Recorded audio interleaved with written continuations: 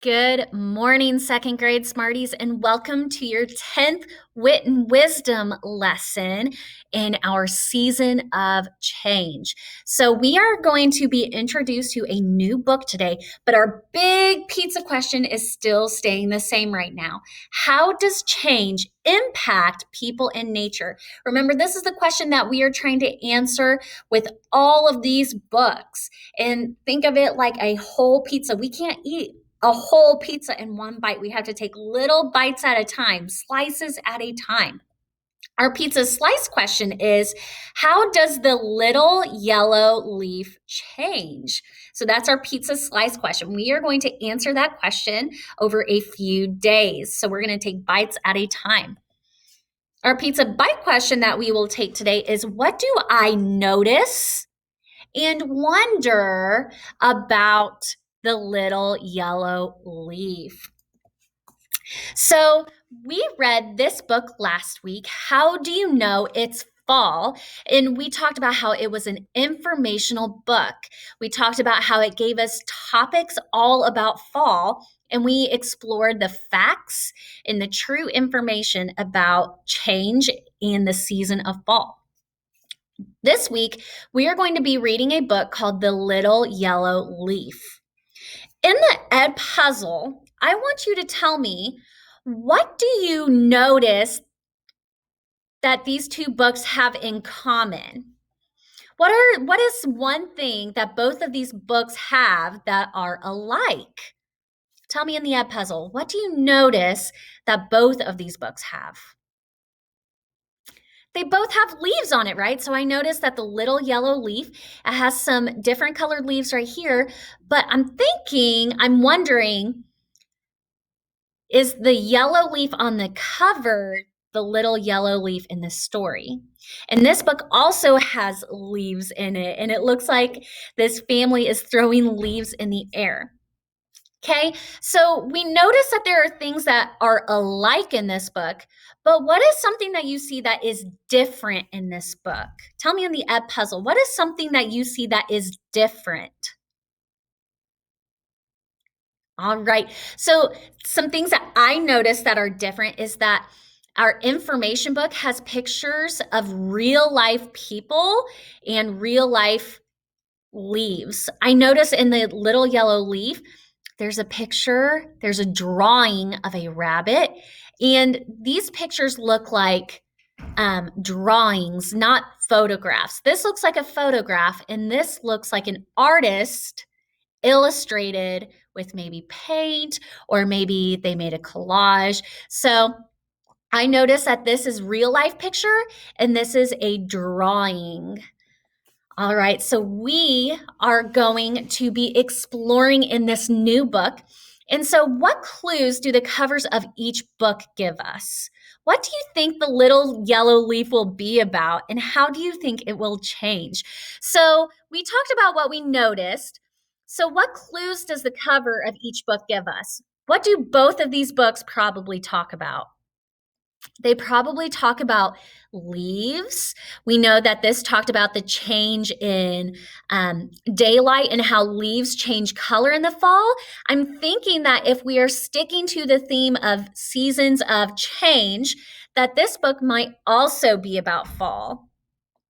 And how do you think the little yellow leaf will change? Based on what we learned about fall in our information book, what do you think will happen to the little yellow leaf? All right, tell me in the Ed puzzle, what do you think will happen to the little yellow leaf in the book? All right, so we are going to listen to this book. Keep your ears open and keep your eyes on what you see and some questions that you might have, okay? Hello everyone, it's Mr. Andre and I'm here in the library at House Bytown English. The story for today is The Little Yellow Leaf, written and illustrated by award-winning illustrator and writer Karen Berger. It's a wonderful story to start off our theme of the month, I Love Fall. I hope everybody enjoys this story. The Little Yellow Leaf, written and illustrated by Karen Berger, read by Mr. Andre. It was autumn. In the hush of the forest, a lone yellow leaf clung to the branch of a great oak tree. I'm not ready yet, thought the little yellow leaf, as a riot of fiery leaves chased and swirled round the tree. Not yet, thought the little yellow leaf, as the afternoon sun beckoned and teased. Not ready, thought the little yellow leaf, as apples grew musky, pumpkins heavy, and flocks of geese took wing. Still not, he thought, as the other leaves gathered into great heaps, crackly dry, where children played. A chill filled the air, and the sun sank slow. Not ready, thought the little yellow leaf, as a heavy harvest moon bloomed amber in the starry sky. Not yet, not yet, not yet. Through the long night, snow flurried, and the little yellow leaf held fast to the great oak tree. Days passed by, and still the little yellow leaf held tight. Alone, he searched the bare branches, covered only with a shimmer of snow. Alone. And then, high up on an icy branch, a scarlet flash, one more leaf holding tight. You're here? Called the little yellow leaf. I am, said the little scarlet leaf. Like me, said the little yellow leaf. Neither spoke. Finally, will you? Asked the little scarlet leaf. I will, said the little yellow leaf. And 1, 2, 3, they let go and soared. Into the waiting wind they danced, off and away and away and away, together. Oh. The end. This has been a reading for House Bytown English, read by Mr. Andre. All right. Thank you, Mr. Andre. So that was The Little Yellow Leaf. Give me a thumbs up if you thought that book was really sweet. Oh, it made me want to go, oh. So let's think about the first thing we do when we read a book. What are some things that you noticed in the book? Tell me in the Ed Puzzle. What is something that you noticed? I noticed that the leaf started talking to another leaf at the end of the book. That was so cool. I don't think I've ever seen leaves talk in a book. And we have these quotation marks that tells us someone's talking. You're here, called the little yellow leaf. I am, said the little scarlet leaf. So that was one thing I noticed. Something else I noticed was that the illustrations were collages.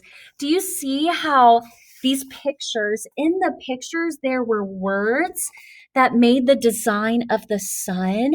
I noticed that there were collages. That means that they used different pieces of paper to make different art. I also noticed that there weren't any other leaves on the tree until they introduced us to the scarlet leaf at the end. So I noticed that we didn't meet the little scarlet leaf until the end of the story.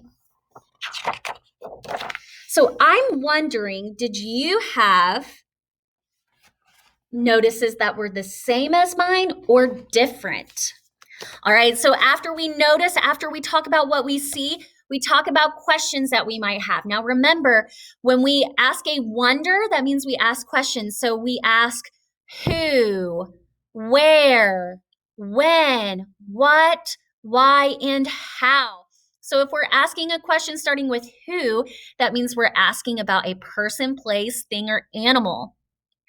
If we're asking where, we're asking about a place. Whoops. If we're asking when, we're asking about a time. And what, why, and how can be about any of those things. So I'm going to think out loud. I'm going to give you 2 wonders, and then I want you to give me 1 wonder that you have. So my wonder is, when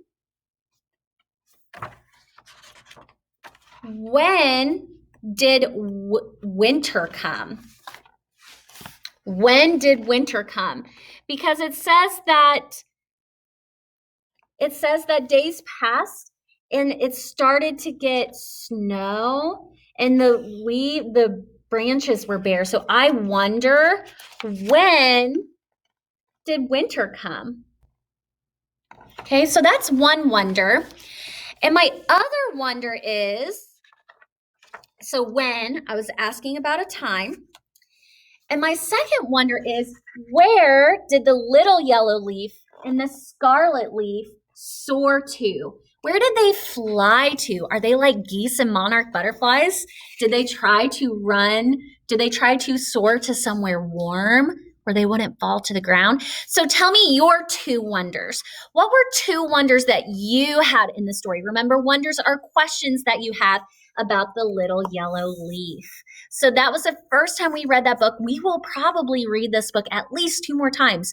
And give me a thumbs up. Did you really like that book? I like that book a lot. All right. So now we are going to compare. Let me get something. We're going to compare the 2 books that we have read so far. So I want you to listen to a couple pages that I read at a time, and I want you to think about how they are similar to how do you know it's fall. So in Signs of Fall in Nature, in our first book, we learned that the sun goes down earlier and there's less sunlight. We know that in fall, it's windy and chilly. Leaves change color to brown, red, orange, and yellow and fall off trees. Animals get ready for winter. They migrate and store food. And crops are ripe. So that is what we learned about fall and how do you know it's fall. We are going to read a few pages from our book, and we are going to figure out, how do we know what changes are happening in the book to let us know it's fall. So listen very closely. Not ready, thought the little yellow leaf, as apples grew musky, pumpkins heavy, and flocks of geese took wing. Ooh. So like in how do you know it's fall? We talked about how animals get ready for winter. What told us about animals in this book? And flocks of geese took wing. What vegetables or fruit, so crops is talking about vegetables and fruit, what fruit did we learn about in the little yellow leaf to let us know it's fall? Apples and pumpkins. So I'm already seeing some similarities. I'm seeing some things that tell us that there is a change in the seasons. So apples and pumpkins are being ready to pick, and geese are flying towards warmer weather. Still not, he thought, as the other leaves gathered into great heaps, crackly dry, where children played. Ooh. What happened to leaves in our first book? They fell off trees. What's happening to the leaves in this book? They're falling off trees, so who can play in them? So kids can play in them. A chill filled the air, and the sun sank slow. Ooh. So chill in the air, and the sun goes down earlier. Did those things happen in this book too? Yeah, so look. So we have some things that are the same. So later in the book, it talked through the long night. So during the fall, we know that we see less of the sun. There's a change in when we see the sun. Another similarity is a chill filled the air. There's text evidence. It tells us what page we can find these things. It says leaves change color to brown, red, orange, and yellow and fall off trees. That was from our information book. The text evidence in the little yellow leaf was that leaves gathered into great heaps. Animals get ready for winter. They migrate and store food. In the little yellow leaf on page 9, it told us that flocks of geese took wing. And in our first book, it talked about how crops are ripe. That means they're ready to be picked. In our storybook, we know that signs of fall are happening because apples grew musky, pumpkins grew heavy. So that is how we know it was fall.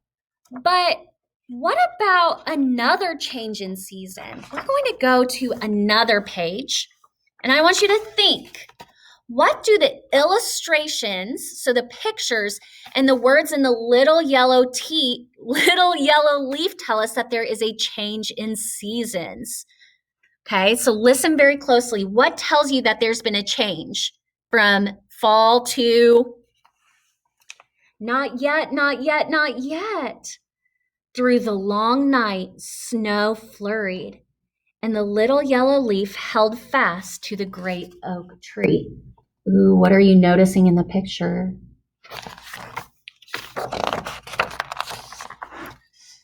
Days passed by, and still the little yellow leaf held tight. Alone, he searched the bare branches, covered only with a shimmer of snow. Alone. What season do we see snow? And then, high up on an icy branch, a scarlet flash, one more leaf holding tight. Tell me in the Ed puzzle, what season did it change to in the book? It went from fall to winter. Tell me what word in the Ed puzzle, what words or what did the picture show us that told you it was winter? Tell me in the Ed puzzle. The snow in the pictures told me that it was probably winter. And there were words about long nights. The nights are very long during winter. Snow, it talked about shimmers of snow, and it talked about icy branches. All right, second grade Smarties, we're going to move right along. So today we talked about noticing and wondering. We talked about what we could see and questions that we had about our new book, The Little Yellow Leaf. So another pizza bite question that we need to take is talking about making sure that we write in complete sentences. When we are reading a story, we want to make sure that what we read makes sense. So we have a checklist of things we need to do when we are writing a paragraph, a story. If we're responding to a question, we need to make sure that our sentence makes sense. We need to make sure it has a subject, a noun, and a verb. We need to make sure, Miss Mason made a mistake. Do teachers make mistakes? Start with a capital letter and end with punctuation. Sometimes we don't write in complete sentences, especially if we're writing down ideas or maybe we're jotting down some things that we notice. Sometimes we don't write complete sentences, but when we're asked to write incomplete sentences, we need to check to make sure that we have all of our things checked off our list. So what we are going to do is we are going to go through and we are going to figure out if our sentences are complete. Okay? If they're complete sentences, did they start with capital letters? Did they end with punctuation? Does it have a noun? Does it have a verb? So if it is not a complete sentence, it's called a fragment. What is it called? A fragment. All right. So the first one, it says windy, chilly. Was that a full sentence? Nope. So it was a fragment. During fall, weather can be windy and chilly. So it fixed it to where it was telling us what our subject was and what the weather can be like. All right, here's our next one. Leaves change color to brown, red, orange, and yellow and fall off trees. Was that a complete sentence? Yes, it made sense. It gave us a subject and a verb. It started with an uppercase letter. It made sense and ended with punctuation. Animals get ready for winter. They migrate and store food. Crops are ripe. Did it start with uppercase letters? Yup. Did they end with punctuation? Yes. Did they have subjects and verbs? Yes. And did it make sense? Yes. All right. Our next one says, through the long night. Through the long night, what? So that was a fragment. Through the long night, the leaf clung to the branch. We didn't know what was happening through the long night. It has to make sense. A chill filled the air. A chill is our subject, and it filled. It started with an uppercase and ended with punctuation. Leaves brown, yellow, orange. No, it didn't tell us what was happening to the leaves. Leaves turn brown, yellow, and orange. Flocks of geese took wing. That's a complete sentence, but it didn't give us our punctuation. Apples grew musky. Pumpkins heavy. What is it missing? Punctuation. All right, second grade Smarties. So when we are writing, we need to make sure that we start with uppercase letter. It makes sense. We have a subject and a verb, and we end with punctuation. All right. Whew, that was a long lesson. Thank you for sticking with me. I will see you all tomorrow with another lesson about the little yellow leaf. Keep that growth mindset, second grade Smarties. Good learners do hard things. Bye, guys.